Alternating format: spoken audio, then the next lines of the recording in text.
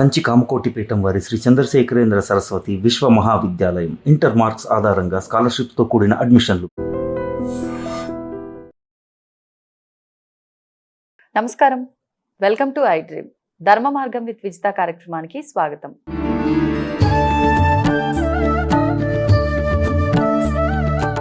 నమస్కారం అండి. శ్రీమాత్రే నమః. ఆత్మలు అంటూ ఉంటారు. ఇప్పుడైతే ఆత్మలు కానీ మామూలుగా మనం వాడుక భాషలో అయితే దయ్యాలు అంటూ ఉంటాం. నిజంగా ఆత్మలు పట్టి పీడిస్తాయా? అసలు ఈ ఆత్మలు ఉన్నాయా? చాలా మంది ఇవన్నీ మూఢనమ్మకాలు అని కొట్టిపారేస్తారు. కానీ దానివల్ల ఇబ్బంది పడుతున్న వాళ్ళు చెప్తే మాత్రం అరే నిజంగా ఇదంతా ఉందా, ఇదంతా జరుగుతుందా అనిపిస్తూ ఉంటుంది. ఒక్కసారి దాని గురించి ఒక వివరణ ఇవ్వండి. ఆత్మలు అంటే చనిపోయినటువంటి వాళ్ళు, బలవంతంగా చనిపోయినటువంటి వాళ్ళు కానివ్వండి, లేకపోతే ప్రమాదాలకు చనిపోయినటువంటి వాళ్ళు కానివ్వండి, వారికి తెలియకుండా ప్రమాదంలో చనిపోవటం. అంటే ఇప్పుడు మనం రైల్లో నిద్రపోతూ ఉంటారు అందరూ, రైలు యాక్సిడెంట్ అయిపోతుంది సడన్గా, అసలు తెలియదు ప్రమాదం జరుగుతుందని కూడా. అలాంటివి. తర్వాత తగలబడిపోతూ ఉంటాయి కొన్ని ఇళ్ళు. అలా అట్లాంటి ప్రదేశాల్లో చనిపోయినటువంటి వాళ్ళు, కొన్ని కోరికలు తీరకుండా చనిపోయినటువంటి ఎవరైతే ఉంటారో వీళ్ళు ఆత్మలుగా మారేటువంటి అవకాశం ఉంటుంది.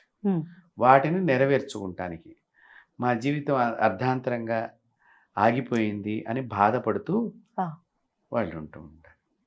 అయితే మనం ఇక్కడ వచ్చేసరికి ఇప్పుడు మీరు చెప్పారు, బాగానే ఉంది, ఎవరవుతారు ఆత్మలు అనేటువంటి చెప్పారు.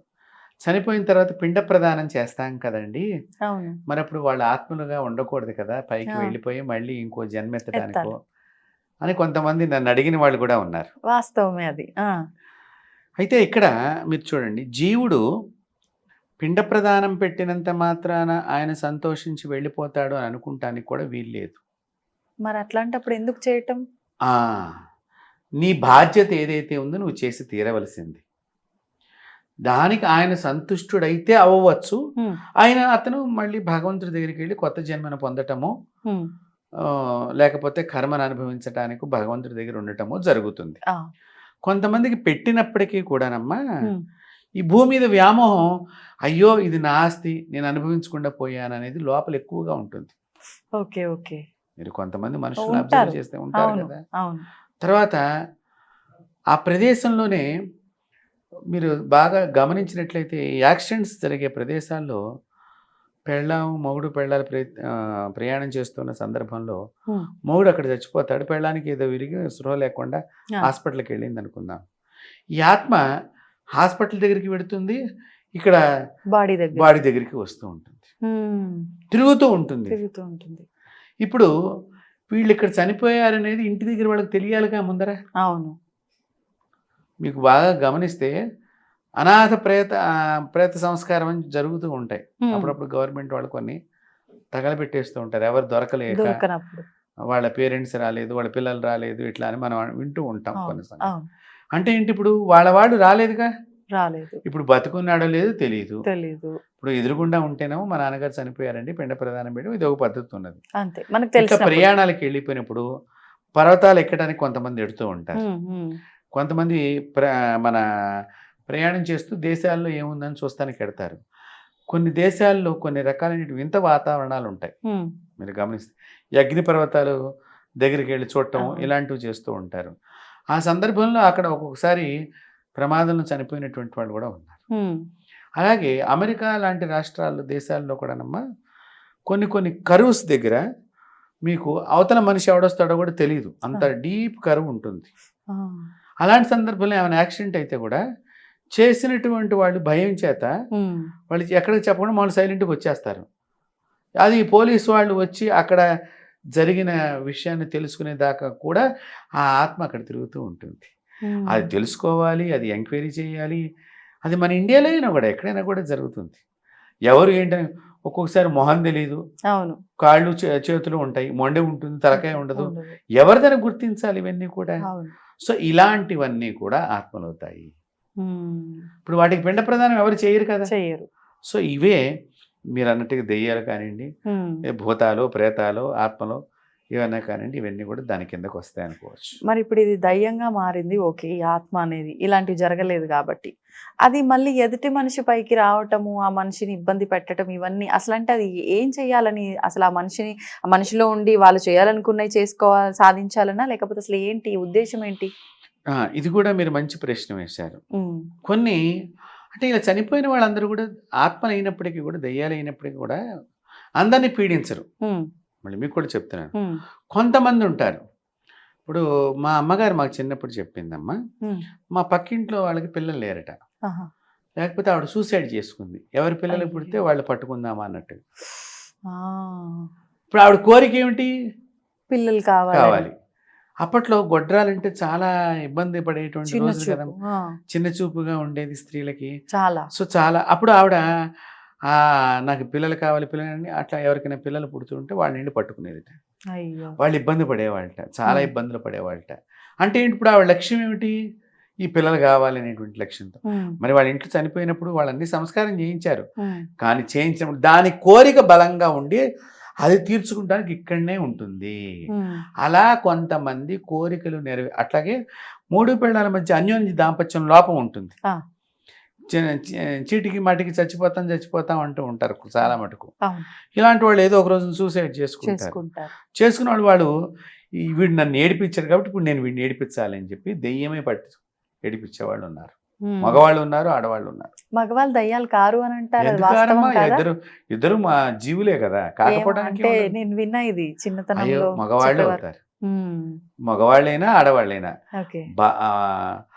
బలవంతంగా చనిపోయినా, కొన్ని బలాత్కరింపబడి చంపబడతారు వాళ్ళు.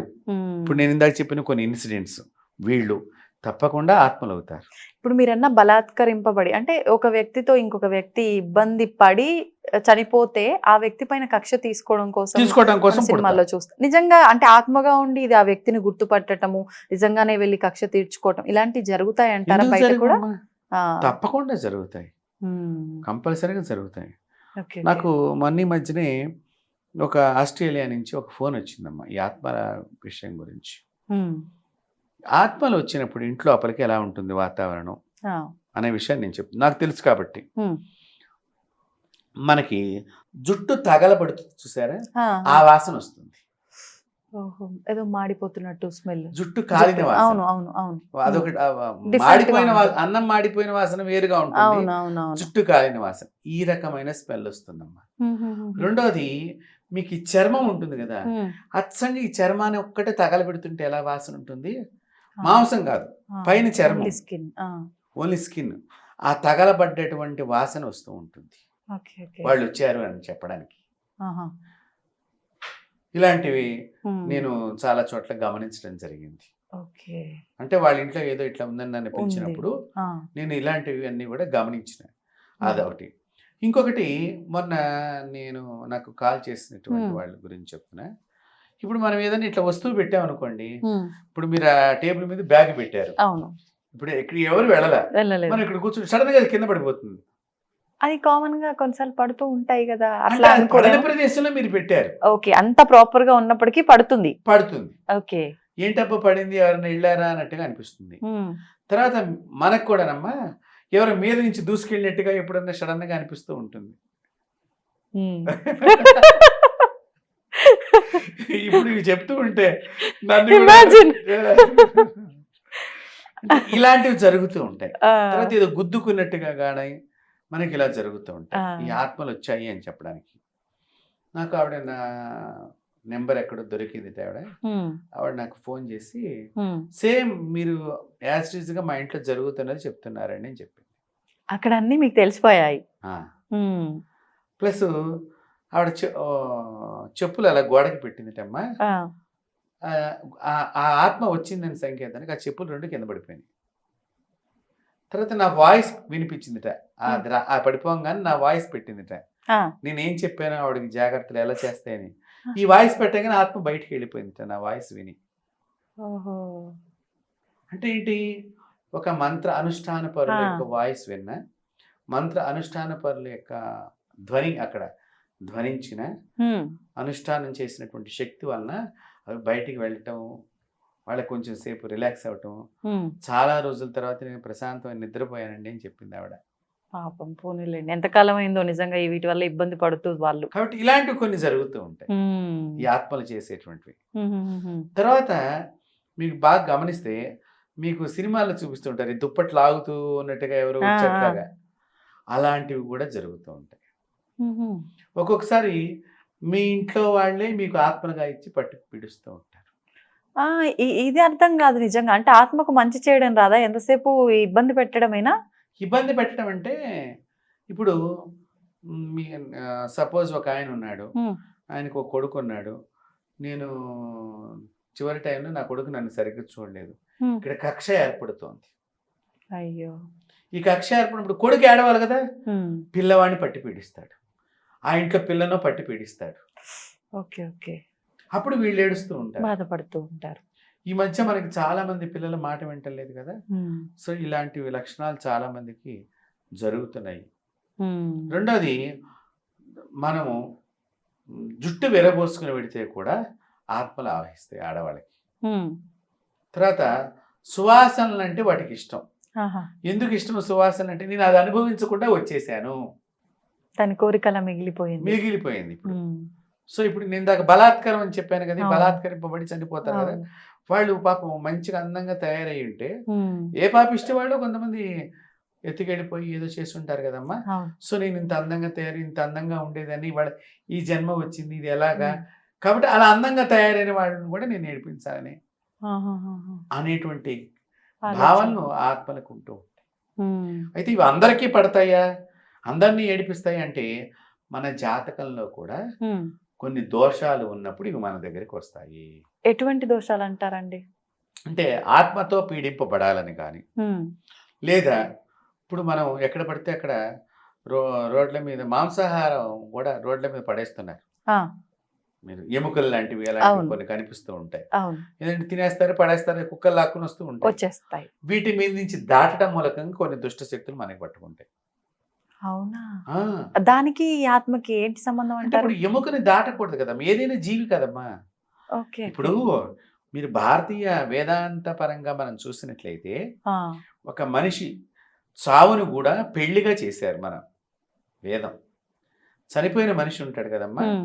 ఈ మనిషిని అసలు ముట్టుకుని ఏడవకూడదు, మనం అవునా? మీద పడిపోయి మనం ఏడవకూడదు, ఆ. మన కంటి నీరు శవం మీద పడకూడదు. ఉమ్. అలా జరిగితే దోషమా? దోషాలు వస్తాయి కొన్ని, ఆహా. వాళ్ళు బాధపడుతూ ఉంటారు. ఓకే. ఆ బాధ మనకు దోషం కింద అవుతూ ఉంటుంది. ఉమ్. ఎందుకంటే ఇప్పుడు మైలు అనే దానికి కూడా అందుకనే ఉమ్. ఇప్పుడు ఒక జీవితమ్మ ఎప్పుడైనా కూడా, మనిషి కానీ జంతువు కానీ, ఇప్పుడు రోగం వచ్చింది చచ్చిపోతున్నాడు, ఆ చచ్చిపోయే సమయంలోట బ్యాడ్ టాక్సిన్స్ అని కొన్ని మన బాడీలో ఉత్పత్తి చేస్తాయి. అవి ఆ. కాపాడబడటానికి ఆ టాక్సిన్స్ ద్వారా పోరాడుతూ ఉండే గుణం దీనికి ఉంటుంది. ఆహా. ప్రాణం ప్రాణం కాపాడుకోవడం కాపాడుకోవడం కోసం. ఇప్పుడు ఈ బలాత్కరింపబడినప్పుడు కానివ్వండి, మనకి ఎక్కడ లేని బలం వస్తుంది చూడండి వచ్చేస్తుంది. ఒక్కొక్కసారి. అవును. మీరు బాగా కోపం ఉన్నప్పుడు మీకు బాగా బలం ఉంటుంది, అవును. మామూలు అప్పుడు కంటే కూడా. మామూలు అప్పటికి. అంటే కోపం అనేది బ్యాడ్ టాక్సిన్. అవును. సో ఇలాంటి టైంలో మనం గట్టిగా ఇలా పళ్ళు బిగించి ఉమ్. ఇట్లా గట్టిగా నిలబడి, మనం అప్పుడప్పుడు మనకి బస్సులో సీటు దొరకపోయినా కొన్ని మన చేతులతో నొక్కేసి అవును. ఎలాగైనా సీటు కొట్టేయాలన్నట్టుగా ఇలాంటి కొన్ని మనం గమనిస్తూ చేస్తుంటాం. తెలుస్తూ ఉంటాం. అవును. అంటే ఇలాగ ఈ కోపం అనేటువంటిది బ్యాడ్ టాక్సిన్. Okay okay. అదే ఆ మనిషి ప్రాణం పోవటానికి ఎప్పుడు ఉమ్. అది ఎంత కోపంగా ఉంటుందో కాపాడుకుంటానికి అవతల వాళ్ళ మీదతో, అంత విపరీతమైనటువంటి సమయంలో శరీరంలో అనేక రకాలైనటువంటివి ఉమ్. విష సంబంధితమైనటువంటి టాక్సిన్స్ ఉత్పత్తి అవుతూ ఉంటాయి. ఉమ్. సో ఆ విషవాయువు ఈ ఇంట్లో ఉంటుంది కాబట్టి అవును. అది మైలు అని వేదాంతం చెప్పింది. ఆహా. సో ఆ ఇంట్లోకి వెళ్ళి వచ్చిన వాడు స్నానం చేయాలి, మైలు మీకు కూడా మైలు ఉంటుంది కాబట్టి. అవును. మనం ఇప్పుడు మైలు పాటించట్లా, అవేమిటి అక్కడ మైలు అనే దానికి సైంటిఫిక్గా ఈ విధంగా నేను మీకు ఎక్స్ప్లెయిన్ చేశాను. పూర్వీకులు ఈ సైంటిఫిక్ దాన్ని వేదాంతంగా చెప్పి వాళ్ళ బంధువులందరికీ కూడా, ఎందుకు వాళ్ళు వెళ్ళొస్తూ ఉంటారు. అవును. ఇప్పుడు చనిపోయిన రోజున వెళ్ళాలి, 10వ రోజు ధర్మోదకాలని వదులుతారు, వెళ్ళాలి. 11, 12 కర్మకాండ. సో ఇవన్నీ వాళ్ళ ఇంటి దగ్గర ఎక్కువగా ఉంటారు కాబట్టి ఉమ్. ఆ గోత్రీకులు, ఆ ఇంటి పేరు వాళ్ళందరూ కూడా అక్కడే మైలు ఉంటారు. పాటించడానికి కారణం అది. ఉమ్. ఇప్పుడు ఏమండి, మేము అమెరికాలో ఉన్నాము, మాకేం మైలు ఉంటుంది, ఏదో మేము వెళ్ళలేదు ఏముంటుంది అనుకోవచ్చు. దానికి కూడా చెప్తున్నాను, మీరు రాలేదని ఆ మనిషి బాధపడుతూ ఉంటాడు, ఆ బాధే మీకు మైలుగా వస్తుంది ఇంటికి.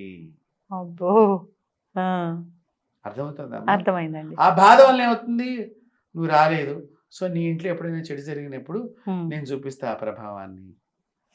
అదే అందుకనే పూర్వం పెళ్లికి వెళ్ళినా వెళ్ళకపోయినా చావుకు వెళ్ళి రావాలరా అవును అనేవాళ్ళు పెద్దవాళ్ళు. ఎందుకు? బాధలో ఉన్నప్పుడు అండని ప్రకటించడానికి. పోయిన వాళ్ళు కనిపించరు ఒకటి, అక్కడ వాళ్ళ బాధలో ప్లస్ ఉన్నప్పుడు చనిపోయిన మనిషి మళ్ళీ కనిపించడు కదమ్మా, నువ్వు చూద్దామన్నా ఆ శరీరాన్ని చూద్దామన్నా. కాబట్టి ఇలాగా మనకి ఈ హిందూ ధర్మంలో చావుని పెళ్లిగా చెప్పడం ఒకటి, ఈ శవాన్ని కూడా తీసుకెళ్ళేటప్పుడు మీరు గమనించారో లేదో, ఈ కట్టెల మీద పెట్టి కట్టుకొని ముందర నిప్పు బట్టి కడతారు. అవును, ఈ నిప్పు పట్టుకుని వెడుతూ ఉంటుండగా మధ్యలో 3 చోట్ల ఆపుతారమ్మా. దాన్ని దింపుడు కళ్ళాలు అని అంటారు. ఈ ఆపి ఈ కొడుకు కొద్దిగా బియ్యం గింజలు 2 గింజలు నోట్లో వేసి నాన్న నాన్న అని తొడగొట్టుకుంటూ తిరగాలి అక్కడ, లేకపోతే పేరు పెట్టి పిలుచుకుంటూ తొడగొట్టుకుంటూ తిరగాలి. ఈ తొడ శబ్దం వలన ఆ మనిషి చెవిలో ఈ శబ్దం పడి, ఈ పేరు వల్ల ఈ దింపడం పైకెత్తడంలో ఒక్కొక్కసారి ప్రాణవాయువు లోపలికి వెళ్ళి అట్లా మనిషి ప్రాణం మళ్ళీ ఊపిరి పీల్చుకుంటే మళ్ళీ బతికితే అలా జరిగిన సందర్భాలు ఉన్నాయమ్మా, చాలా సంఘటనలు ఉన్నాయి. సో మనము చంపేసిన వాళ్ళం పాపం రాకుండా ఉండటానికి ఈ దింపుడు కళ్ళాలని 3 చోట్ల దింపించింది. లాస్ట్ హోప్ కోసం, లాస్ట్ పరీక్షలో పరీక్ష. ఇప్పుడు డాక్టర్లు చూడండి మీరు, వాళ్ళు గుండెల మీద ఇలా ఇలా గుద్దేసి చివరిలో అన్ని ఇంకా రకరకాల నోట్లో గొంతులో గొట్టాలు పెట్టి పొడిచి ఏదో రకంగా వాళ్ళు ఏంటి, వాళ్ళు ఏమన్నా మన నాన్నను చంపడానికే కాదు కదా, ప్రాణం కాపాడటానికే కదా ప్రయత్నం. సో అది సైంటిఫిక్ గా వైద్య శాస్త్ర ప్రకారంగా వాళ్ళు చేస్తుంటే, మన వేదాంతం ఏం చెప్పింది, ఇలా దింపి తొడ కొట్టుకుని కుడి చెవిలో నాన్న నాన్న అని ముమ్మారు పిలిస్తే, ఈ తొడకి పిలవటానికి కనెక్షన్ ఏంటండి? తొడలోంచి కూడా సంతానాన్ని కలిగిన వాళ్ళు మన ఋషులు. మీకు ఇంకో విషయం తెలుసో తెలీదో, తొడలోంచి కూడా పిల్లల్ని ఉత్పత్తి చేయొచ్చు అనేటువంటి శక్తి కలిగినటువంటి భాగం మనిషి జీవితంలో, మనిషి శరీరంలో తొడ భాగము. మీకు ఒక్కొక్కసారి కొన్ని తీసి తొడలో దాస్తూ ఉంటారు డాక్టర్లు కూడా, తొడ అంత గట్టిది. సో ఈ కొట్టడం మూలకంగా శబ్ద ఘోష అక్కడ స్పష్టంగా వెడుతుంది. మన వాళ్ళు తొడ కొట్టడానికి పౌరుషాన్ని చిహ్నంగా చూపించారు, కానీ బంధానికి కూడా ఈ తొడ ముఖ్యమైనటువంటిది. కుడి తొడ మీద కూర్చుంటే కూతురు, ఎడం తొడ మీద కూర్చుంటే భార్య. సంబంధంలో కూడా అంత మార్పు ఉంది. అందుకనే కూతురుని ఎప్పుడు ఎడం వైపున కూర్చోబెట్టుకునేవాళ్ళు కాదు, కుడి వైపునే కూర్చోబెట్టుకునేవాళ్ళు. కూతురైనా కోడలైనా చెల్లైనా అక్క అయినా కుడి వైపునే కూర్చోవాలి, ఎడమవైపున ఒక భార్య. ఇక మగవాళ్ళు కూర్చుంటే తప్పు కాదు అనుకోండి. ఇంత శాస్త్రం పరిగణలో ఉన్నది.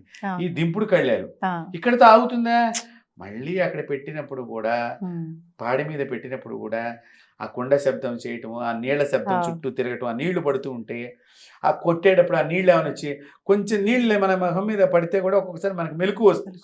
అట్లా ఏమైనా వస్తుందేమో అన్నట్టుగా వీళ్ళు మన ఋషులు మానవ యొక్క అంతిమ యాత్ర అని అంటాం కదా, ఈ అంతిమ యాత్రలో ఎన్నో రకాలైనటువంటి తెలియని నిగూఢమైనటువంటి మనిషిని కాపాడే ప్రయోగాలను దానిలో పెట్టారమ్మా.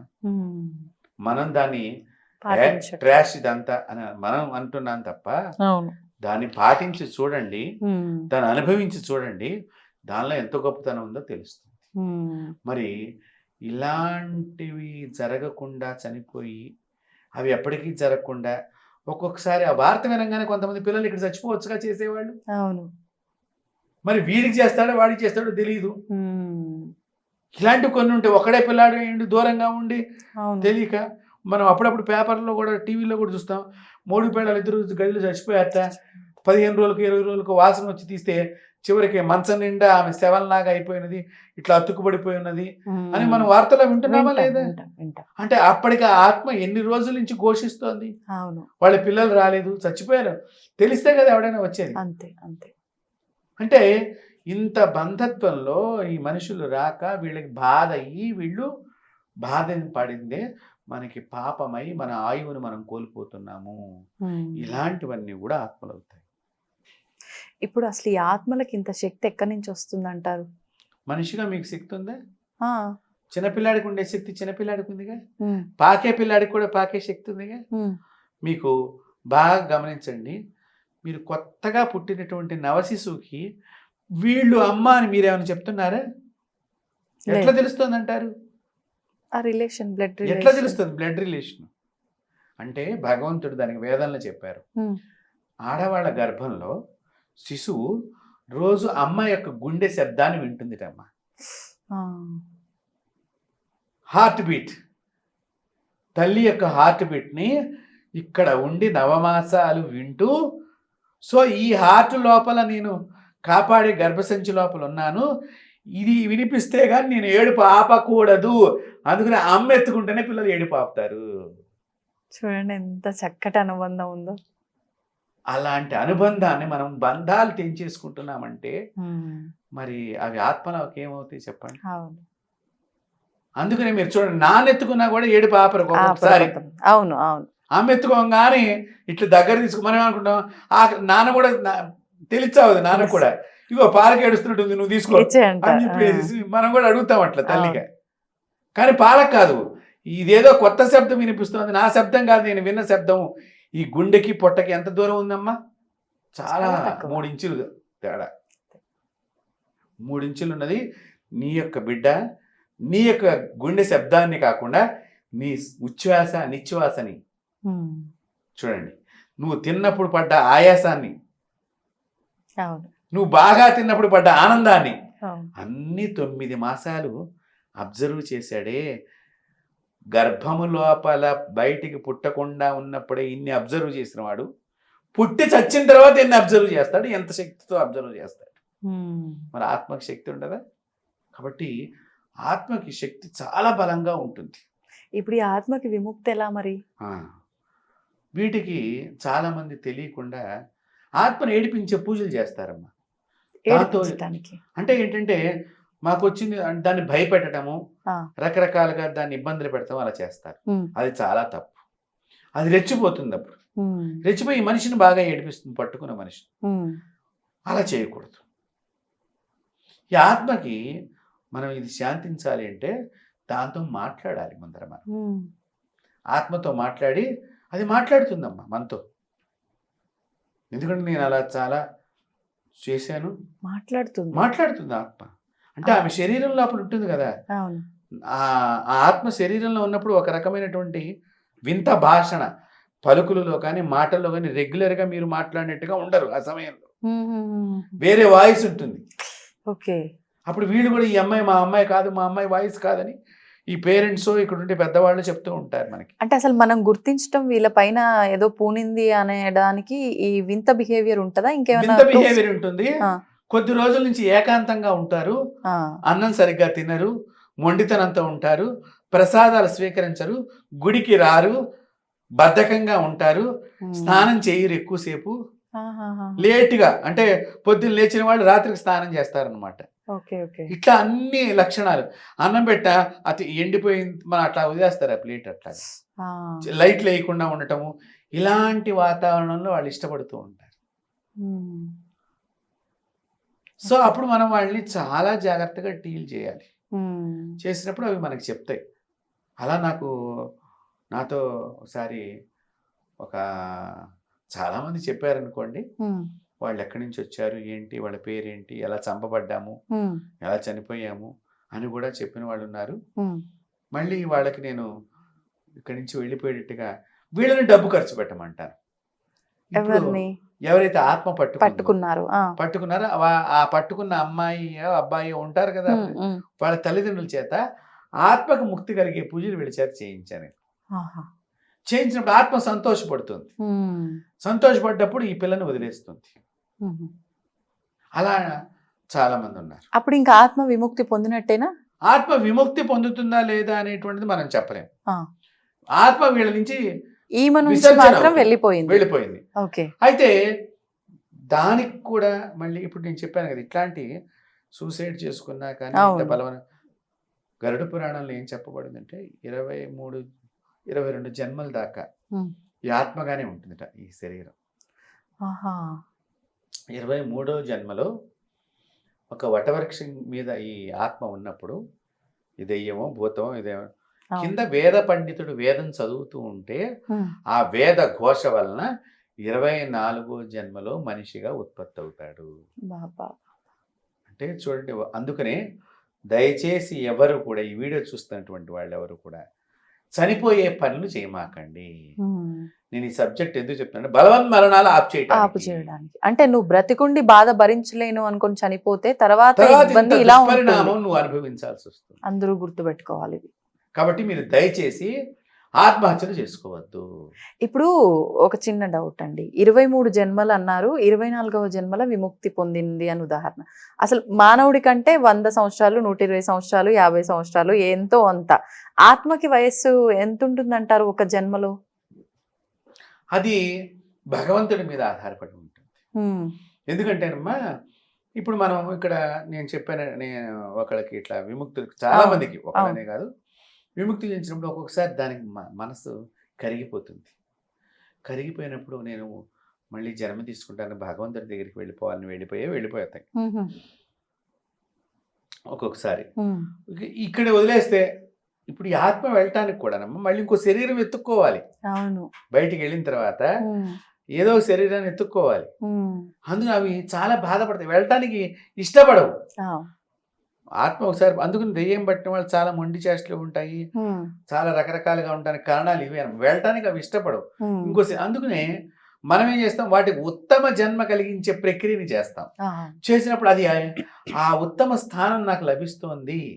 అదే అనాథ ప్రేత సంస్కారం అని మన భారతీయులు ఋషులు అందించిన గొప్ప సంప్రదాయం అమ్మ. అనాథ ప్రేత సంస్కారం ఎవరైతే చేస్తారో చేస్తున్న వాళ్ళకి చాలా పుణ్యం వస్తుంది. అలాగా చేసినటువంటి వాళ్ళకి తప్పకుండా వైకుంఠంలో మోక్షం వస్తుందని చెప్పబడింది గరుడ పురాణంలో కూడా. మనం శవాన్ని పట్టుకుంటానికి ఇప్పుడు చాలా మంది ఏం పోతాంలే అలా అనుకోకూడదు, ఏం పడతాంలే అనుకోకూడదు, పట్టాలి, చక్కగా వెళ్ళి పలకరించాలి. అంటే ఎటువంటి దోషము లేదు, ఏం తప్పేం లేదు. చేస్తే ఇంకా మనకి మంచిది. నువ్వు బాధ్యత తీసుకుంటున్నావు కాబట్టి ఆ చనిపోయిన వాడు మిమ్మల్ని ఆశీర్వచనం చేయడానికి అవకాశం ఏర్పడుతుంది నీకు. అలా కూడా ఉన్నది కాబట్టి మనం దాన్ని ఉపయోగించుకోవచ్చు. ఇప్పుడు అలా ఏదైనా అనాథ చనిపోయిన శవం ఏదైనా కనిపించింది అనుకోండి, ఈ సంస్కారాలు చేయాలి అని అంటే ఓన్లీ ఆ బాడీని కాల్చడము, పూడ్చడము చేయటం వరకేనా? మిగిలిన కార్యక్రమాలు ఎలా అయితే మన ఇంట్లో మిగిలిన కార్యక్రమాలు మీరు అన్నట్టుగా తర్జనం పెట్టడము, సంవత్సరికాలు జరపడం అవి కాదు, అవసరం లేదు. ఇది మాత్రం అంటే ఇది చేయాలి, బాడీని ఫైర్ చేయటము, లేకపోతే భూమిలో పాతి పెట్టడము, ఈ విధమైనటువంటి సంస్కారం చేస్తే మనకు పుణ్యం వస్తుంది. లేకపోతే ఆ ప్రదేశం అంతా అనారోగ్యమయం అయిపోతుంది కదా. ఇప్పుడు ఇక్కడ శవం ఉందనుకోండి, కుళ్ళిపోయి పురుగులు పట్టిపోయి ఇదంతా పాకి నానా రకరకాలుగా చెడ్డవాయువు వచ్చేసి గాలి పొల్యూషన్ అవుతుంది, భూమి పొల్యూషన్ అవుతుంది, రకరకాలుగా ఉంటుంది కదా.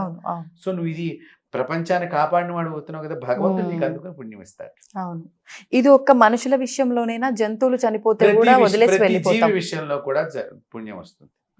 జీవి లోపల కూడా ప్రాణం ఉంది కదమ్మా, అది కూడా వీడిని ఆశీర్వచనం చేస్తుంది మీకు. అందుకనే మనం కాలభైరవుడు గురించి చెప్పుకున్నప్పుడు కూడా మీకు ఒక విషయం చెప్పాను. ఆ సందులో కుక్కలు ఉన్నప్పుడు ఆత్మ వచ్చినప్పుడు కుక్కలకు తెలుస్తుంది, అవి అరుస్తాయమ్మా అని మీతో నేను చెప్పడం జరిగింది మనకి. కాబట్టి ఆత్మను మొట్టమొదట కనిపించేదే కుక్కకి. అందుకని పిండం పెట్టేటప్పుడు ఇంట్లో కుక్క ఉండకూడదు. మనం పిండం పెట్టేటప్పుడు మనం పిలిచినటువంటి ఆ స్వధా మంత్రాలతో, స్వధాదేవి అమ్మ వాటికి, ఆ స్వధా మంత్రాలతో పిలిచినప్పుడు మీ తాతగారు, మీ నాన్నగారు ఎవరైతే మీరు అక్కడ కార్యక్రమం చేస్తున్నారో వాళ్ళు వచ్చి తీరతారు. అందుకని కుక్క మనం ఇంటి లోపల పూర్వం పెంచుకునేవాడు కాదు, మామూలుగా వస్తే ఏదో దుద్దు అని మనం అన్నం పెట్టి పంపించేయడమే తప్ప కట్టేయటము, ఇంటి లోపల మనం మంచాల మీద పడుకోబెట్టడం మన పూర్వీకులు చేయలే. అవును, ఆవును పెంచుకున్నారు. ఆవు ఇంటి లోపలికి వచ్చి గృహప్రవేశానికి లోపలికి రావాలని కోరుకున్నారు, ఆవు పేడ పడాలని కోరుకున్నారు. మనం పెంచమన్న దాన్నమో చంపేదానికి పంపిస్తున్నాము, ఇంట్లో వద్దు బయట ఉంచిన దాన్నమో లోపల తెచ్చుకున్నాము. ఇది కాక ఇంకా రకరకాల జీవులు కూడా పెంచుకుంటున్నాము, పిల్లులు పాములు కూడా పెంచుకుంటున్నారు, చిలుకలు. నేను మొన్న కూడా మీతో చెప్పారు, పామును పెంచుకున్నటువంటి ఆవిడ ఆహారం మానేస్తే ఏమైంది అనేటువంటి విషయాలు కూడా. కాబట్టి ఇలాగా ఈ ప్రతి జీవి కూడా మరుసటి జన్మలో కానీ కిందటి జన్మ మన రిలేషన్ ఉంటేనే అవన్నీ టచింగ్స్ వస్తాయి. సో ఇక్కడ ఈ ఆత్మలతో మన జాతకం లోపల ఇందాక నేను చెప్పాను, ఆత్మ మన జాతకంలో ఆత్మతో వీడు బాధపడాలి అని ఉన్న ఒకటి. రెండోది ఆత్మలు ఎందుకు పడతాయి మీరు ఇందాక అడిగారు, ఎందుకు వస్తాయండి మన దగ్గరికి అంటే, ఇప్పుడు మీరు నాకు కిందటి జన్మలో డబ్బులు ఇవ్వాలమ్మా, నాకు ఇవ్వాల, నేను నిన్ను పిలిచి అమ్మ నా డబ్బులు ఇవ్వాలి అంటే ఇస్తా అన్నా కొద్ది రోజులకి. తర్వాత నేనేమి ఇవ్వక్కర్లేదన్నా, నాకు ఆ డబ్బు మీద వ్యామోహం ఉంటుంది, నా డబ్బే అయిపోయింది, అయ్యో నా కొడుకు ఇచ్చుకునేవాడిని, ఇంత మోసం చేసింది అని ఏడ్చుకుంటూ దిగాలుగా చచ్చిపోతాను. అప్పుడు నిన్ను పట్టి పీడిస్తాను ఆ డబ్బు కోసం. అందుకని రెట్టింపు ధనముతో ఇప్పుడు నువ్వు ఆత్మ సంస్కారానికి జరిగితే గాని ఆ డబ్బు ఖర్చు అయితే గాని ఆత్మ శాంతించు. అంటే మూల్యం ఖచ్చితంగా చెల్లించాల్సిందే, తప్పకుండా భారీ మూల్యం. కాబట్టి ఇలాగ ఈ ఆత్మలు అనేటువంటివి రకరకాలుగా చేస్తూ ఉంటాయి. తర్వాత కొన్ని మంచి ఆత్మలు ఉంటాయి. ఇవేం చేస్తాయి? అవి మనకి ఏదన్నా ప్రమాదం వస్తుంటే మనకి చెప్తూ ఉంటాయి వచ్చి. ఇవి కూడా మనకు సంబంధించిన ఆత్మలేనా? అంటే మనతో అంటే మనకు సంబంధించినవి కావచ్చు, లేకపోతే మన మీద ప్రేమతో కూడా వచ్చి చెప్పవచ్చు. వాళ్ళకి కొంతమంది మనం హెల్ప్ చేస్తాం కదా, వాళ్ళు చనిపోయి ఉంటారు, ఆ ప్రేమతో వచ్చి చెప్తూ ఉంటాయి మనకి వచ్చి. ఓకే. ఈ మధ్య కాలంలో కాజల్ది నేను ఒక మూవీ చూసిన, దాంట్లో వాళ్ళ భర్త రూపంలోనే ఒక ఏదో శక్తి వచ్చి పిల్లల్ని వీళ్ళందరినీ చంపేద్దామని చూస్తే పిల్లల్ని రక్షించుకునే ప్రాసెస్లో ఫస్ట్ ఈమె చనిపోద్ది. ఆ తర్వాత చనిపోయిన తర్వాత కూడా ఇంకా ఆ భర్త రూపంలో వచ్చిన శక్తి ఈమె చనిపోయినాక కూడా పిల్లల్ని చంపడానికి చూస్తుంటే ఆమె ఆత్మగా ఉండి పిల్లల్ని సేవ్ చేసుకుంటూ ఉంటది. ఇలాంటి నిజమేనా? అయితే నిజమేనమ్మా, నిజమే. ఇవన్నీ వాస్తవాలు కాబట్టి వాళ్ళు సినిమాలో పెట్టి ఆడించుకుంటూ డబ్బులు సంపాదించుకుంటున్నారు అనుకోండి, అది వేరే విషయం. కాబట్టి అంతిమ సంస్కారం అనేటువంటి సరిగ్గా జరిగితే అవి మనం ఏడిపించవు, మనల్ని బాధించవు. కాబట్టి ఆత్మ అనేటువంటి దానిలో ఇబ్బందులు అనేటువంటివి చాలా ఉంటాయమ్మా. ఇప్పుడు ప్రేతాత్మ అని కూడా అంటారు, ఆత్మ ప్రేతాత్మ రెండు విడివిడిగా. ఇప్పుడు ఆత్మ అది ప్రేతాత్మ, చనిపోయిన తర్వాత ప్రేతం అయింది కాబట్టి. జీవంతో ఉన్నప్పుడు ఉండేది ఆత్మ, అది ప్రేతాత్మ. ప్రేతం అయిన తర్వాత సరే దాన్ని కూడా మనం ఆత్మ పట్టుకు అంటున్నాం. కాబట్టి ఏదేమైనప్పటికీ కూడా ఇవన్నీ ఇప్పుడు ఉన్నవి కాదు, పూర్వీకులు అనేక యుగాల్లో చూశారుగా వాళ్ళు ఋషులందరూ కూడా. కాబట్టి ఇవన్నీ కూడా హిందువులు చెప్పేటువంటి శాస్త్రంలో ఉన్న పురాణాల్లో, ఇతిహాసాల్లో, వేదాల్లో ఉన్నవన్నీ నిజమైనటువంటివి, కట్టుకథలు కావు. కట్టుకథలు అని చెప్పి ఇతరులు ఈ భారతదేశంలో ఉండే విద్యల్ని అలా ప్రచారం చేయటం మూలకంగా ఇవి మనం గౌరవించక మన దగ్గర ఉన్న గొప్ప టెక్నాలజీని మనం ఉపయోగించుకోలేకపోతున్నాం.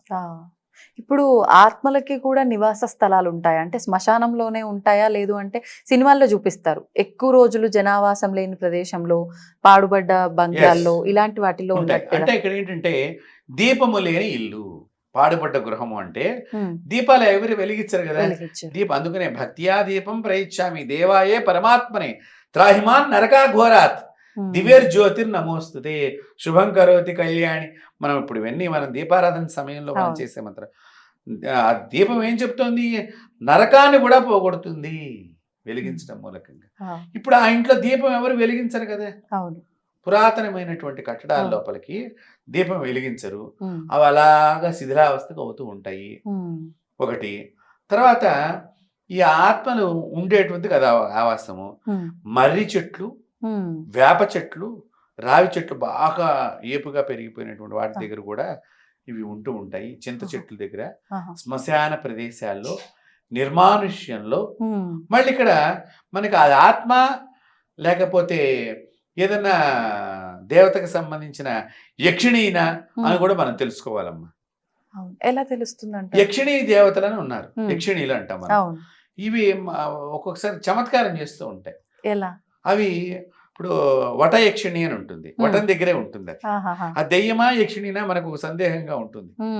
ఒకసారి నేను మా శిష్యుల వాళ్ళ యొక్క ఇక్కడే మన తెలంగాణలో కామారెడ్డి దగ్గర జరిగిన సంఘటన చెప్తున్నాను. నేను చెప్పాను, ఈ రోజున మీ పొలంలో మంటలు వస్తాయ్యా అని చెప్పిన. పొలంలో మంటలు రావటం ఏంటి గురువు గారు అని అన్నారు.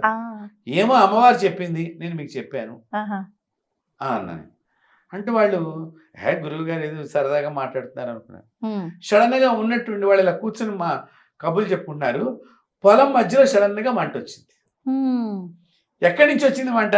మళ్ళీ చూడండి, మనకి డ్రిప్ ఇరిగేషన్ పెడతారు కదా పొలాల్లో, అవన్నీ గుట్టగా పడేశారట. ఆ గుట్టలోంచి మంట వచ్చింది. నిప్పు లేకుండా మంట. ఇవి యక్షిణీ విద్యలు అనమాట. వాళ్ళ పొలంలో అప్పుడు యక్షిణీ ఉన్నది. అవి మంచి బలంగా తిరుగుతాం, పిల్లాన్ని ఎత్తుకుని తిరిగినట్టుగా కనిపించడం, ఇవన్నీ కూడా వాళ్ళకి జరిగింది. సో ఇవి యక్షిణీ విద్యలు. యక్షిణీయ ఇది ఆత్మన దెయ్యమా ఇవన్నీ తెలుసుకుంటానికి కూడా మనకు టైం పడుతుందమ్మా. మనం వెళ్ళంగానే ఇదేం చెప్పలేము. సో అందుకనే పెద్ద పెద్ద వటవృక్షాల కింద పడుకోకూడదు, ఉండకూడదు. నిర్మానుష్యమైన ప్రదేశంలో, ఇప్పుడు దేవాలయంలో వటవృక్షం ఉన్నది, అక్కడ పడుకోవచ్చు, తప్పు. ఎందుకంటే అక్కడ మనం దీపం పెడతాం, రావి చెట్టు దగ్గర ఏవో ప్రదక్షిణాలు చేస్తారు దారం కట్టి, అలాంటి దగ్గర. ఇప్పుడు దారిలో మీరు ఎక్కడో వెడుతున్నారు, ట్రావెలింగ్ చేస్తున్నారు, అలాంటి సందర్భంలో ఈ ఆడవాళ్ళు బాత్రూమ్కి వెళ్లాల్సి వచ్చినప్పుడు ఈ పెద్ద పెద్ద చెట్ల వెనకాతలగా పెడతారు, అక్కడ ఈ దెయ్యాలు భూతాలు ఉండడానికి అవకాశం ఉంటుంది. సో అలా ఈ ఆడవాళ్ళకి ఇవి ఆవహిస్తాయి, మీరు బాగా గమనిస్తే. కాబట్టి ఇట్లా పెద్ద పెద్ద వృక్షాల దగ్గర, అలాగే మనకి సమాధుల దగ్గర, ఉంటాయమ్మా సమాధుల దగ్గర. మరి కొన్నిసార్లు ఇళ్ల మధ్యలోనే ఇవి ఉండడం చూస్తూ ఉంటాము. ఇప్పుడు కాలంలో యోగా, అప్పుడైతే పెద్ద పెద్దగా కట్టేవాళ్ళు. అలాంటివి ఇళ్ల మధ్యలోనే. ఈ కట్టేదాని గురించి నేను చెప్పబోతున్నాను. ఒంగోలులో ఒకసారి ఇలాగే పొలానికి వెళ్ళానమ్మా. వీరు ఒకళ్ళు పొలం అమ్మేసేసారు. పొలం అమ్మేస్తే ఈ పొలం అమ్మేసిన ఆయన అదేదో ఆయన అమ్మేసాడు, అక్కడ ఏవో సమాధులు ఉన్నాయి. నాకు చెప్పలేదు అతను సమాధులు ఉన్నాయని చెప్పి.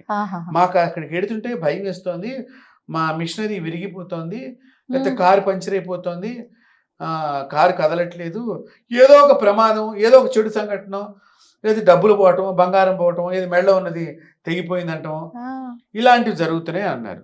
సరే నేను వెళ్ళాను. వెళ్ళినప్పుడు ఇక్కడ సమాధులు కనిపిస్తున్నాయి అయ్యా అని అన్నా నేను. అంటే అవేం లేవండి అన్నాడు. మీరు అబద్ధం చెప్తున్నారంటే, ఇప్పుడు ఇప్పుడు ఇక్కడ కూర్చొని నేను ఫోన్లో ఊరేదంతా క్లీన్ చేయండి అని చెప్తాను. అక్కడ ఎవడో నా మనిషి పని చేస్తూ ఉంటాడు, వాడు ఇంకోటికి అసిస్టెంట్ చెప్తాడు, వాడి అసిస్టెంట్కి ఆ ప్రొక్లైన్ తీసుకొస్తాడు, వాడు వీడికి తెలియదు మేము చూడలేదని వీడు చెప్తాడు, ఈ యజమాని వచ్చరికి నేను కూడా చూడలేదని చెప్తాడు, యజమాని మేము కూడా చూడలేదని నాకు చెప్తాడు. ఇప్పుడు ముగ్గురు చూడలేదు, కానీ చూసిన వాడు ఎవడు ప్రొక్లైన్ తో పని చేసిన వాడు. వాడిని పిలిపించిన నేను. పిలిపిస్తే అవునండి ఇక్కడ ఇట్లా తులసి కోటకు కట్టి దిమ్మ కట్టి అవన్నీ ఉన్నాయండి అన్నాను. అవన్నీ ఏం చేశారా అంటే ఆ పక్కన ఉన్నాయండి అన్నాడు. తీసేసారా? ఆ పక్కగా నెట్టేసేసారు రోడ్ల పైకి పక్కకి. అప్పుడు నేనేం చేశాను, అవన్నీ తీయించుకొచ్చి మళ్ళీ ఆ కొండలో ఎముకలు అవన్నీ, కొంతమంది ఏం చేస్తారంటే శవాన్ని పెడతారు పొలంలో, కొంతమంది ఏంటి శవాన్ని తగలబెట్టేసి ఆ ఎముకలను మాత్రమే కొండలో పెట్టి దాని మీద తులసి కోట కడతారు. సో వీళ్ళు అక్కడ జరిగింది అది సమాధి.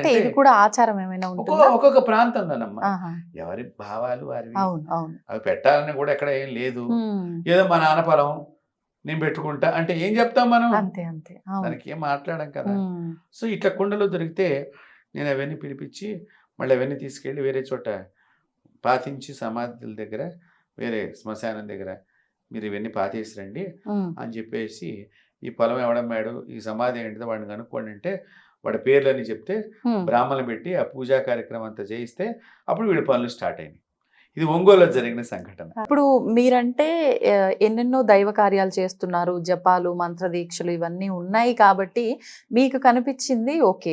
సామాన్యులు కూడా కొంతమంది మేము దయ్యాన్ని చూసాము, తెల్లగా నీడలాగా కనిపించింది, గాల్లో తేలుతున్నట్టుగా, కాళ్ళు భూమి కానకుండా అలా నాకు ఒక ఆకారం కనిపించింది, ఇలాంటివి చెప్తుంటారు. అంటే అలా వాళ్ళకు సామాన్యులకు ఎటువంటి దైవారాధన లేకున్నా కనిపిస్తోంది అని అంటే పలానా వాళ్ళు ఈ నక్షత్రంలో పుట్టిన వాళ్ళకి, లేదంటే ఈ టైంలో జన్మించిన వాళ్ళకి కనిపిస్తాయి అనేది కూడా ఏదైనా ఉంటుందంటారా? ఉంటుంది. ఇప్పుడు మనం ఆ నక్షత్రాలు చెప్పద్దు, చెప్పిన కానించి వ్యూవర్స్ ఆ నక్షత్రం కనిపిస్తుంది రోజు తిరుగుతూ ఉంటారు, వాళ్ళకి మనం టెన్షన్ క్రియేట్ చేసిన వాడు అవుతాం ఇంట్లో వాళ్ళకి. కాబట్టి కొంత ఇట్లాంటివి కనిపించే అవకాశం ఉంటుంది. ఒక్కొక్కసారి అంటే చెడుని దర్శనం చేయాలనేటువంటిది కూడా వాళ్ళకు ఉన్నదేమో, వాళ్ళ జాతకంలో కనిపించడానికి అవకాశాలు ఉంటాయి సాధ్యమైనంత వరకు ఉంటాయి. కొన్ని నక్షత్రాలు, కొన్ని రాసుల వారికి ఇట్లాంటి భాగ్యం, మామూలు భాగ్యం అది ఉంటుంది. సో అలాంటివి మనం అది కనిపిస్తే తప్ప వాళ్ళకి ఏం చేయాలో కూడా తెలియదు కదా, భయపడతారు. మేమేంటంటే అడుగుతాము, ఎందుకు వచ్చావు, ఏంటి, ఏమైనా నీ సమస్య ఉందా అని అడుగుతాము. దానికి ఏదైనా మనం చేతనైతే, ఇప్పటికీ కూడా నాకు కొన్ని పేర్లు గుర్తున్నాయి, వాళ్ళ పేరు మీద నేను గయ వెళ్ళినా, ప్రయాగరాజ్ వెళ్ళినా, కాశీ వెళ్ళినా మా పెద్దలతో పాటు వీళ్ళకి కూడా పిండం పెడతారమ్మా అని. ఎవరండి వాళ్ళు? చనిపోయి నాకు తెలియదు ఎవరు. ఆహా. వాళ్ళ నాకు సహకరించారు, ఆహా. నాకు మేలు చేశారు, నాకు పేరు రావడానికి వాళ్ళ ప్రయత్నం చేసి ఉండొచ్చు. వాళ్ళ పేర్లు చెప్పారు. ఇందాక నేను వరంగల్ విషయం చెప్పాను అవునవును. కదా, వాళ్ళ క్రిస్టియన్స్. ఆహాహాహా. వాళ్ళ పేరు చెప్పారు. ఉమ్, ఆవిడ పేరు తెరీసా, ఉమ్. ఆ తల్లి పేరు తెరీసా పేరు మీద నేను కాశీలో పిండం పెట్టా, గైలో పిండం పెట్టా. అలా చెయ్యొచ్చా? అంటే వాళ్ళు వేరే మతస్థులు వేరే కదా. మతం అయితే ఏముందమ్మా, ఆ, ఆ అమ్మాయి నా మాట విని ఈ అమ్మాయిని వదిలేసింది కదా ఆ రోజున. వదిలేసింది. కాకపోతే మన హిందూ ధర్మం ప్రకారంగా ఎవరికైనా కార్యక్రమాలు పెట్టవచ్చు జరుగుతున్నాయి కదా. ఆ, మనం మంచి కోరుకుంటున్నాం. ఆ తెరీసాకు కూడా ఉమ్, మంచి ఉత్తమ జన్మ రావాలి, ఎవరైతే ఏమున్నది. ఆ, కాబట్టి ఈ హిందూ ధర్మంలో ఉన్నదాన్ని వాళ్ళు కూడా ఆ, ఇతర మతస్థులు కూడా వాళ్ళ వాళ్ళ ఆచారాల్లో పాటిస్తున్నారు. పాటిస్తున్నాం. మనమేమో ఈ పిండ ప్రదానం అనే కార్యక్రమంతో ఉమ్, గతించినటువంటి వాళ్ళు, అవును. కీర్తిశేషులైనటువంటి వాళ్ళకి, చనిపోయినటువంటి ఆ మనుషులకి మన పిండ ప్రదానం అనే ఒక సంస్కారం ఉన్నది. ఉమ్, ప్రతి సంవత్సరం కూడా వాళ్ళ తద్దినం రోజున ఏదో మా ఇంట్లో మన దగ్గర ఉంది, వాళ్ళ దగ్గర సమాధుల పండుగ ఆ, అని క్రిస్టియన్స్ అవునవును. సమాధుల పండుగ, అలాగే ముస్లిమ్స్లో కూడా ఈ సమాధుల దగ్గరికి వెళ్ళి శుభ్రంగా కడిగేసుకుని రావటం, ఇట్లాంటివి కొన్ని ఉంటాయి. మంచిగా అలంకారం చేసుకుని రావటం ఫిబ్రవరి మార్చి ఆ టైంలో ఏదో చేస్తారు చేస్తారు. సమాధుల పండుగ. ఆ, అవును. కాబట్టి వాళ్ళు కూడా మన దాన్నే వాళ్ళు పెట్టుకున్నారు. ఉమ్, కాకపోతే విధానాలు వేరు. విధానం వేరంతే. ఉమ్, వాళ్ళలో కూడా నేను చూశానమ్మా, ఒక క్రిస్టియన్ ఫాదర్ గారిని, ఆయన ఇటలీ నుంచి వచ్చారు. 2 చేతులు ఇలా పెట్టుకుని నుంచుని ప్రార్థన చేస్తే ఒకళ్ళకి ఆత్మ తొలగిపోయింది. ఉమ్, ఉమ్, ఉమ్, ఉమ్. అట్లాంటి వాళ్ళని చూశాను. Okay, okay. ముస్లిమ్స్లో కూడా నేను గొప్ప వాళ్ళని చూశాను. ఉమ్, అంటే వాళ్ళు ఏ మతాన్ని విమర్శించరు, ఉమ్, అలాగే వాళ్ళు కూడా గోవుని చంపరమ్మా. ఆ ముస్లిమ్స్ గోమాంసం తీసుకోరు. ఉమ్. అలాంటి వాళ్ళు కూడా ఉన్నారు. ఆహా. వాళ్ళు కూడా ఆత్మల్ని పోగొడతారు. ఉమ్. అలాంటి వాళ్ళని చూశాను నేను. వాస్తవానికి అంటే చెప్పచ్చో లేదో కానీ చిన్నప్పుడు గ్రామాల్లో కూడా పిల్లలకి ఏదైనా ఇబ్బంది వస్తే ముస్లిమ్స్ తాయెత్తు కడితే పోతుంది అనే విశ్వాసం కూడా కొంతమందికి ఎక్కువగా ఉంటుంది. ఉంటుంది ఉంటుంది ఉంటుంది. ఉంటుంది ఉంటుంది. ఆ, అప్పట్లో వాళ్ళు మంచిగానే ఉన్నారు. తర్వాత కాలంలో రాను అవును, రాను అవును. ఏవో జరిగినాయి అనుకోండి, వాటి గురించి మనం విన్నాం. విన్నాము. సరే, ఏదేమైనప్పటికీ కూడా అందరిలో మంచి బుద్ధి కలగాలి, అంతే. అందరూ మంచిగా ఉండాలి అవును.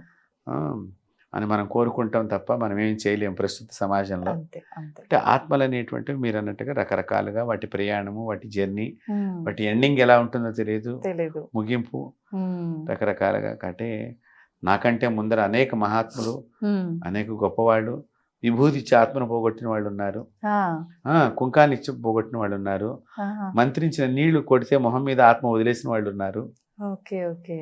ఉమ్, ఆడపడుచులు పట్టారు కొంతమందికి ఇంట్లో పిల్లలకి. ఆహా. ఆ, ఈ రెండో పెళ్ళానికి మొదటి పెళ్ళం చచ్చిపోయిన పెళ్ళం వచ్చి పట్టింది ఆ, పూర్వీకుల్లో. ఇలాంటివి కూడా నేను గమనించడం ఉన్నాయి. జరిగింది. ఉమ్, అంటే ఒక్కొక్కటి ఒక్కొక్క అంతే, అంతే. వాంఛతో ఉంటాయి. ఉమ్. కాబట్టి ఏదేమైనప్పటికీ కూడా ఆత్మలు ఆరాధన చేస్తాయా భగవంతుడికి? అవి చేయలేవమ్మా, చేయలేవు. చేయలేవు. ఉమ్, ప్రార్థిస్తాయి, మాకు ఈ జన్మ వద్దని ఏడుస్తాయి, ఆహా. పూజలు చేయలేవు, చేయలేవు. ఏడుస్తాయి. అవి ఓ భగవంతుడా మాకు ముక్తిని ప్రసాదించు, ఉమ్. ఏడుస్తాయి. అంటే ఈ శరీరంతో ఉన్నప్పుడే మనం ఏం చేయాలన్నా ఆత్మగా ఒకసారి మారితే మనం ఏమి చేయలేము. చేయలేము. అందుకనే మానవ జన్మ ఏడవలసిందే. 84 లక్షల జీవాల్లో ఉత్తమమైన జన్మ మానవ జన్మ. దీన్ని సద్వినియోగం చేసుకోండి. పురాణ, ఇతిహాస, భారత, భాగవత, రామాయణ గాథలన్నీ కూడా చెప్తున్నవి ఇది ఏ విషయము. రాముడి చరిత్ర నిదర్శనము, కృష్ణుడి చరిత్ర నిదర్శనము, ఒక వశిష్ఠుడు, ఒక వాల్మీకి, ఒక భగీరథ మహర్షి, ఒక విశ్వామిత్రుడు, వీళ్ళందరూ ఎందుకున్నారు? సప్త ఋషులు, దేవతలందరూ కూడా మనిషి జీవితానికి ఎందుకు ప్రాధాన్యత ఇచ్చారంటే మనం డివైన్తో కనెక్ట్ అవ్వచ్చు, డివైన్ చూడవచ్చు. ఈ కళ్ళతోనే, ఈ చక్షువులతోనే ఈ రోజే మనం దేవుణ్ణి చూడవచ్చు. అంత గొప్ప జన్మని ఏదో అల్ప సంతోషం గురించి తీసుకోకూడని పదార్థాలు, తినకూడని పదార్థాలు, వ్యసనాలకి లోనై, పరస్త్రీ వ్యసనాలకు లోనయ్యి, ఒక పాపిష్టి ఆలోచనతో పాపపు ఫలాలను మోయటానికి పాపపు తిళ్ళు తింటూ అది మా బాధ. దయచేసి అలాంటివి చేయమాకండి మన ఐ డ్రీమ్ ద్వారా నేను అందరినీ కూడా కోరుకుంటాను. మానవ జన్మ 84 లక్షల జీవాల కంటే అతి ఉత్తమమైనటువంటి గొప్ప జన్మ. దీన్ని భగవంతుడు చూడటానికో, పరులకు ఉపకారం చేయటానికో, మీ అమ్మగారికి, నాన్నగారికి మంచి పేరు తేవటానికో ఈ జన్మను సార్థకతం చేసుకోండి. లేకపోతే అలా ఆత్మలై తింటారు, పీడింపబడతారు తర్వాత.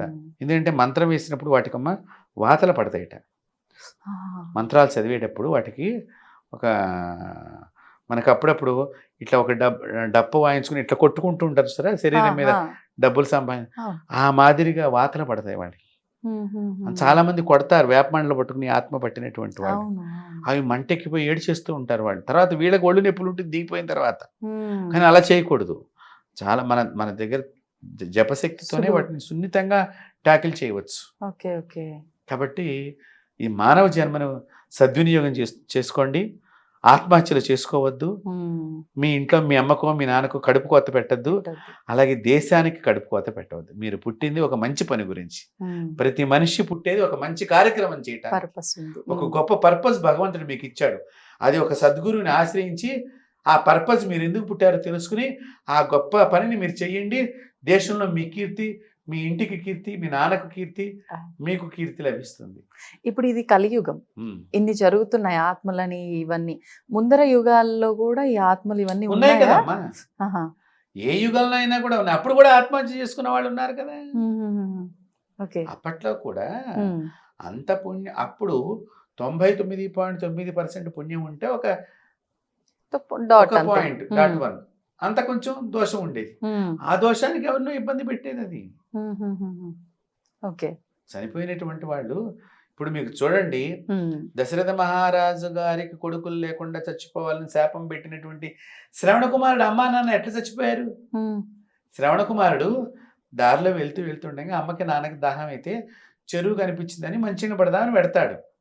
అది జింక తాగుతూ కుండ ముంచినప్పుడు గుటుక్కు గుటుక్కు గుట్టుకని నీళ్లు లోపల కుండ లోపలికి ఎడుతూ ఉంటాయి.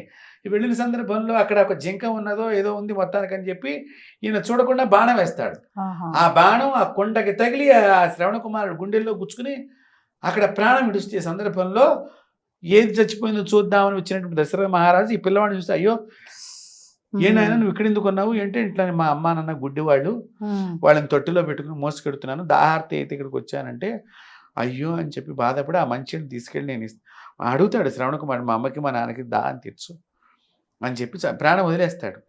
వదిలేస్తే అక్కడ అంతిమ సంస్కారం ఏం చేసి ఈ కుండ మంచినీళ్ళ కుండ తీసుకుని వస్తూ ఇక్కడికి వచ్చి, అమ్మ మీ పేరేమిటి అంటే, ఎవరు నువ్వు, మా అబ్బాయి ఏడని వీళ్ళు చాలా బాధపడితే లాస్ట్లో చివరిలో చెప్తాడనమాట, నా బాణం చేత చంపబడ్డాడమ్మా, నేను జింకను అంటే నీవు కూడా నీ పిల్లలు లేనప్పుడు విల కొట్టుకుని చచ్చిపోతావు అని చెప్పాడు. అందుకనే కదా భరత శత్రుఘ్నులేమో అమ్మమ్మ గారింటికి వెళ్ళారు, లక్ష్మణుడు రాముడు సీత అరణ్యవాసానికి వెళ్ళారు, అప్పుడు చనిపోయాడు కదా. అంటే ఏంటి, తను చేసిన ఆ జన్మలో చేసింది ఆ జన్మలోనే దశరథ మహారాజు కనిపించిందా లేదా పాపం అనేటువంటిది? కానీ మళ్ళీ ఆయన తెలిసి చేసింది కాదు, అయినా అనుభవించాడు. ఎస్, పాపం అనేదమ్మా నువ్వు తెలిసి చేసినా తెలియక చేసినా నీ వెంబడి వస్తుంది. మనం ఇప్పుడు రాదు అనుకునే పాపాలు ఎక్కువ చేస్తున్నాము. ఎవడు చూసి వచ్చాడులే ఇవన్నీ అని, ఎవరు చూడలేదని మీరు అనుకుంటున్నారు. పంచభూతాలు చూస్తున్నాయి. ప్రత్యక్ష పరమాత్ముడు అనేటువంటి సూర్యనారాయణ స్వామి చూస్తున్నాడు, గాలి చూస్తోంది, ఆకాశం చూస్తోంది, భూమాత చూస్తోంది, చంద్రుడు చూస్తున్నాడు, నక్షత్రాలు చూస్తున్నాయి, రాత్రి చేసినప్పుడు అవన్నీ చూస్తున్నాయి, పగలు సూర్యుడు చూస్తున్నాడు, ప్రకృతి అంతా చూస్తుంది, చెట్లు పుట్టలన్నీ నిన్ను చూస్తున్నాయి. చూడందంటూ ఏదీ లేదు. నీ యొక్క హృదయాన్ని నువ్వు సరిగ్గా చూసుకోకపోవటం అనేది లేదు తప్ప ప్రపంచం అంతా నిన్ను చూస్తూనే ఉంటుంది. కాబట్టి మనం చూడదు అని అనుకుంటే మాత్రం చాలా తప్పమ్మ. ఎప్పుడైనా నేరస్తుడు దొరుకుతాడు అనే దానికి పెద్ద సాక్ష్యం మనకి ఒకసారి మన బీహార్ అటు నార్త్ ఇండియాలో ఒక రాష్ట్రంలో జరిగిన సంఘటన మా నాన్నగారు మాకు చిన్నప్పుడు చెప్పారు. ఏంటంటేనమ్మా, ఒక రాత్రిపూట ఒక ఆమెను ఒక ఇంట్లో దుండగులు వచ్చి ఆమెను మానభంగం చేశారట. పాపం ఆమె కోర్టులో కేసు పెట్టింది. అయితే కోర్టులో సాక్ష్యాలు లేవని కింద కోర్టులు కొట్టేసినాయంటమ్మా. కింద కోర్టులు కొట్టేస్తే ఆమె ఏడ్చుకుంటూ మళ్ళీ హైకోర్టు దాకా వెళ్ళింది. హైకోర్టు కూడా సేమ్గా కొట్టేసింది. సుప్రీంకోర్టుకి వెళ్ళింది. అంటే ఏమి, ఆమె తన శీలం గురించి బాధ. అక్కడ నా శీలం వీళ్ళు దొంగలించారు. శీలం అంటే చాలా పవిత్రమైంది కదమ్మా, దొరకని వస్తువు. ఈ ప్రపంచంలో మీకు ఏదైనా దొరుకుతుంది, శీలం దొరకదమ్మా, ఆడదానికి కానీ మొగాడికి కానీ. ఆవిడ పోరాడి సుప్రీంకోర్టుకి వెళ్ళింది. అక్కడ వీళ్ళు కూడా 5-6 దుండగులు జడ్జి దగ్గర లాయర్లను పెట్టారు, వాదిస్తున్నారు. వాదిస్తుంటే భగవంతుడు అనేవాడు ఉన్నాడు అని చెప్పడానికి ఈ ఒక్క చిన్న నిదర్శనం అనమాట. జడ్జి గారు అడిగేటమ్మ వీళ్ళ లాయర్ని, ఏమని, అమ్మా మరి నీ దగ్గర ఏమైనా సాక్ష్యాలు ఉన్నాయా ఏంటి అన్నీ అడిగాడు. ఏమీ లేదు. అయ్యా ప్రతి చోట ఇట్లాగే అడుగుతున్నారు, నా మాట ఎవరు వింటలేదు, నేను ఎందుకు వస్తానయ్యా బయటికి ఇంత నా శీలం గురించి మాట్లాడటానికి, అనేక రకాలుగా నన్ను ఇబ్బంది పెడతారు కదా తర్వాత కూడా ఈ సమాజము అని అంటే ఆయనకి బాధ వేసిందిట. ఒక్కసారి మరి ఆయనకి ఏమనిపించిందో, ఆ అమ్మవారిని తలుచుకున్నాడో ఏంటో ఆ జడ్జి గారు కూడా ఈ ఆపోజిట్ క్యాండిడేట్ని అడిగట. ఈ లాయర్ గారిని అడిగితే నో సాక్ష్యం, మనం కేసు కొట్టే సింపుల్. అప్పుడు ఆ లాయర్తో జడ్జి గారు అన్నట్ట, ఏమయ్యా దుండగులు వస్తారు అనుకుని ఆవిడ ఇంట్లో మనుషులందరినీ పెట్టుకుని రేప్ చేయించుకుంటుందా? వాస్తవం కదా, చెప్పు. అంటే సాక్ష్యం కావాలి అంటే ఆవిడ చేయించుకుంటుందా? ఆయన రేప్ చేయించుకోవలసినటువంటి పరిస్థితుల్లో ఆవిడ నిజంగా ఆ కోరిక ఉంటే గనక ఇంకొకళ్ళు ఉంచుకోదుగా. అంతేగా, ఉంచుకున్న ఆవిడైతే కోర్టుకు రాదుగా. రాదు. మీరు బాగా గుర్తుపెట్టుకోండి. జడ్జి గారు ఎంత చక్కని సుప్రీంకోర్టులో, అందుకని ఒక్కొక్కసారి భగవంతుడు ఉన్నాడని చెప్పడానికి ఒక్కొక్క జడ్జి గారు ఆ సమయానికి వచ్చినప్పుడు ఒక్కొక్క మంచి మంచి పనులు జరుగుతుంటే, అట్టగా అయోధ్య రాముడి విషయంలో కూడా జరిగింది. మనకి బాలరాముడిని మనం కట్టుకున్నాం. అట్లాగే ఈ అమ్మాయి విషయంలో కూడా జడ్జి గారు, ఏ స్త్రీ అయినా నన్ను బలాత్కారం జరుగుతుంది ఈ రోజు రాత్రి అని ఆమెకి ఏమైనా తెలుస్తుందా? ఎవరింట్లో వాళ్ళు పడుకుంటారు, ఎవడో దుండగులు వచ్చారు మొగుడిని కొట్టారు, ఆమెను పాడు చేశారని ఆమె చెబుతోంది. మొగుడు ఒప్పుకుంటున్నాడు జరిగిన విషయాన్ని. అంతకంటే సార్ మూడు పిల్లల సాక్ష్యం కాదంటే ఎట్లాగా? ఒక్కతే ఉన్నప్పుడు పక్కింటి వాళ్ళందరినీ పిలుచుకొని వస్తారు, అసలు రారు కదా. కాబట్టి వీళ్ళు రేపు చేయబడ్డారని వాళ్ళకి శిక్ష వేశాడు. ఆమె అక్కడ ఎంత ఏడు చేసింది అమ్మ, ఆయన చేతులు దండం పెట్టి నీవే నాకు దేవుడు అయ్యా అంటే. చూడండి, ఆడది శీలం గురించి పోరాడింది అక్కడ. శీలవతి పుణ్యవతి అంటే అదేనమ్మా.